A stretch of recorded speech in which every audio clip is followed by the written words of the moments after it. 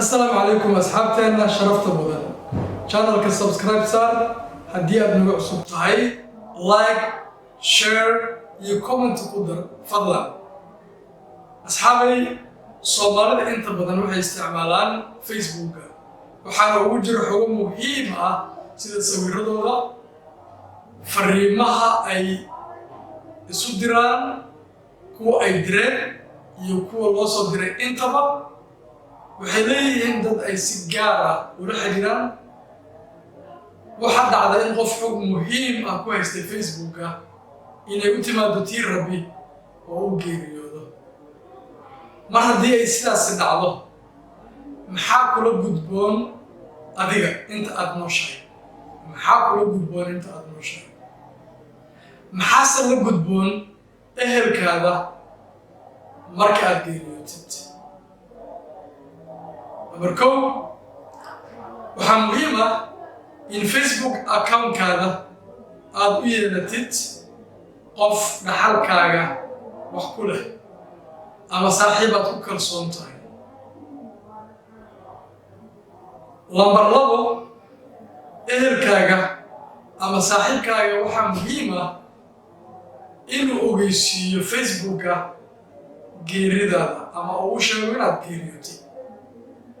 waana inuu horay u hayay magaca Facebook-ga uu ku isticmaalayay qofka geeriyooday. Sawir ka mid ah sawiradii ugu jiray Facebook-ga, emailka marxuumka ama marxuumadda, taariikhda dhalasho, taariikhda dhimashada. haddii la heli karo warqadihii dhimashadana waa muhiim. haddaba waxaan baranaynaa labada qodob baan soo sheegayaan baranaynaa annagoo ku hormari doono geeridaada ka hor waxa laga rabo. ugu dambeynna waxaan ka hadli doonaa waxa laga rabo qofka ehelkaaga ama saaxiibkaaga marka aad geeriyooto. casharkaas ayaan galaynaa qadar ilbiriqsi kadib si wanaagsan aan u daawano, si wanaagsan aan u fahanno. waa markii ugu horreysay cashar noocan ah dadkeena Soomaalida ay ka hadlaan, waana wax qof walba oo naga mid ah muhiim u ah.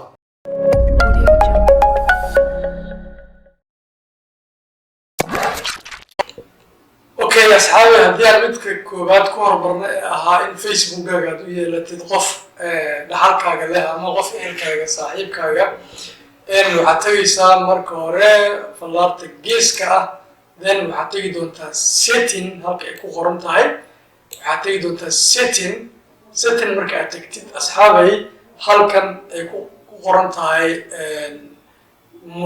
manage account. waxaa ku qoran modify your legacy contact setting to deactivate your account. halkan waxaad ku dhufan doontaa modify your legacy. waxaa marka dhaxalka adiga aad samaynaysid halkan editkaad ku dhufan kartaa ama qalinkaad ku dhufan kartaa ama suulka falaarka suulka yeelataad ku dhufan kartaa meesha aad doontid. dabcan edit ayaad dhihi kartaa. markaad edit dhahdid asxaabay, halkan waxaa la yidhahdaa your legacy contact. halkan waxaad ku qoraysaa qofka aad doonaysid saaxiibkaaga, qofka aad doonaysid inaad dhaxalkaaga uu noqdo ama dhaxalka kuwa leh Facebook-ga qofkaas ayaad ku qoraysaa. marka waxaa soo baxay markaad magaci taabatidba magacyada waxaa soo baxay dabcan Facebook-gidii ayaa soo baxay page-kiisii waad raadinaysaa. halka ayaad ka dooranaysaa, then add ayaad dhihi doontaa. haddii aad doonaysid aad u sheegtid qofka maaragtay asxaabtaada ah ama dhaxalkaaga leh in account-kaaga la tirtira hadhow, halkan deactivate your account ayaad ku dhufan doontaa. deactivate your account oo macnaha waxaa account-kaaga dhan inaad tirtirtid. halkan waxaad ku qoraysaa qofka dhaxalkaaga leh. asxaabay, midda labaad ee ah inaad u yeelatid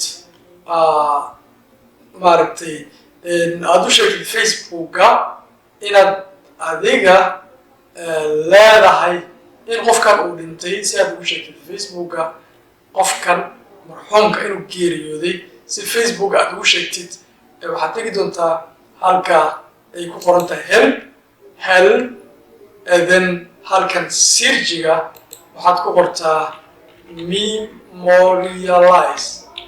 memorialize oo xasuusin Facebook memorialize halkan hoose ay ku qoran tahay how do I report a deceased person sideen u report karayaa qofka marxuumka waxaad halkaas ayaad ku dhufanaysaa click ayaad siinaysaa so click markaad siisid waxaad tegi doontaa halkan ay ku qoran tahay to request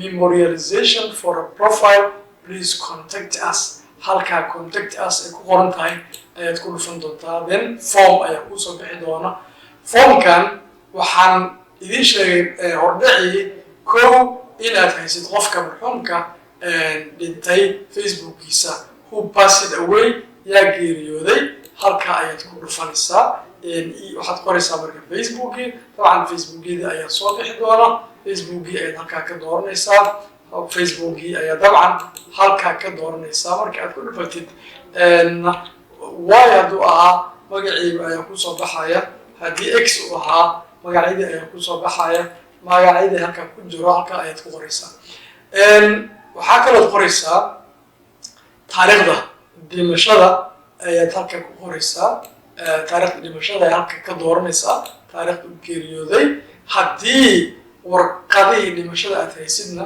choose files ayaad dhihi doontaa dabcan faylkii ayaad computerkaaga ka dhex raadin doontaa okay halkanna waxaad gelin doontaa email addresskaaga ayaad gelin doontaa email addresskaaga then asxaabay waxaad dhihi doontaa send ayaad dhihi doontaa isla marka send aad aadid Facebookkaaga waxaa loo sameeyey memorialization ayaa loo sameeyey oo qofka marxuumka dhintay waxaa loo sameeyey memorialization waa inta asxaabay labada habba waxaan filayaa labadanba inay dhammaanteen inagu cusub tahay aad iyo aad mahadsantiin sida qiimaha aad la socotaan oo dhageysateen